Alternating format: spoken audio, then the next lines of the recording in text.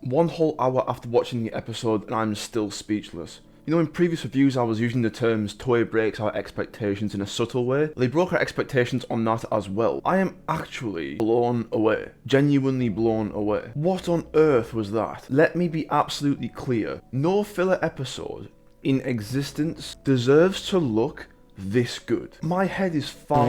What do you even say about the episode? That was just wild. And it was filler. If this episode is filler, what's the finale gonna be like? This episode... What?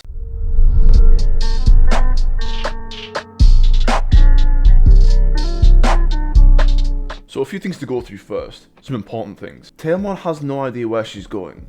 Are you winding me up? Are you taking the piss? So we've just been out here spelunking in a digital world. And Etemon's like, yep. Correct. I mean, you would think you would have said something earlier. Do you know what I mean? Do you think you would have said something earlier, but no. But moving on, the famous dim card that was picked up in episode 42. Turns out it does actually matter, not for the reasons we thought. So from my previous video on the dim cards, it seems as though it does have this universal function.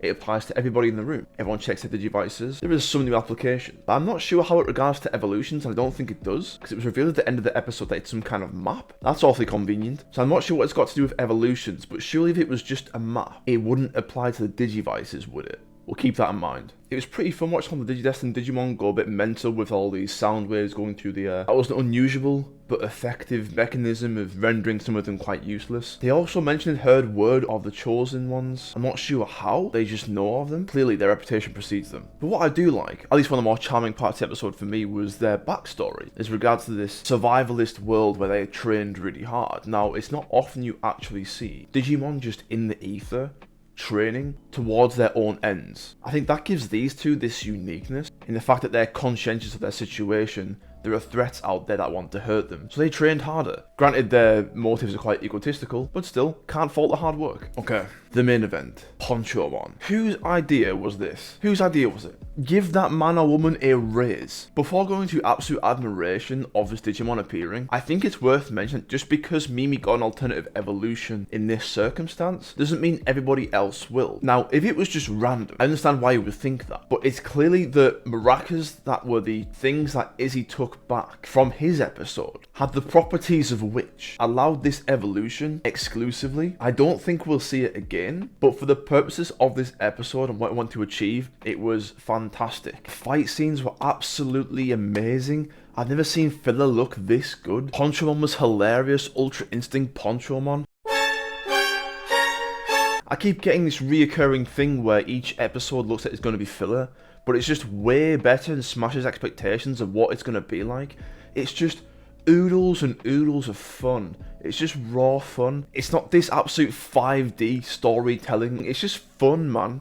The episode's just fun. Like, people want megas and this, that, and the other. Like, yeah, I want the plot to advance as well. I do, but it's fun. You can tell a lot of effort went into this episode. Let's just appreciate it for what it is. I'm just happy at the fact that the standard for the filler episode is just so high. Where the animation is low, it grips you in a different way. When the animation is high, it's high for a good reason. This episode shows this. Ponchomon absolutely whooping these two. It was hilarious. I think everyone enjoyed this. And I am absolutely certain the Mimi fans are going to absolutely rave about this episode in the comments. I was just so impressed with how it looked. But whilst we're on that topic, if you made it this far, let me just say something real quick. There was a guy on Twitter who recently joined the team to animate this episode with Toei. He goes by @FutureChocolate, a guy known as Stefan Hausdorff.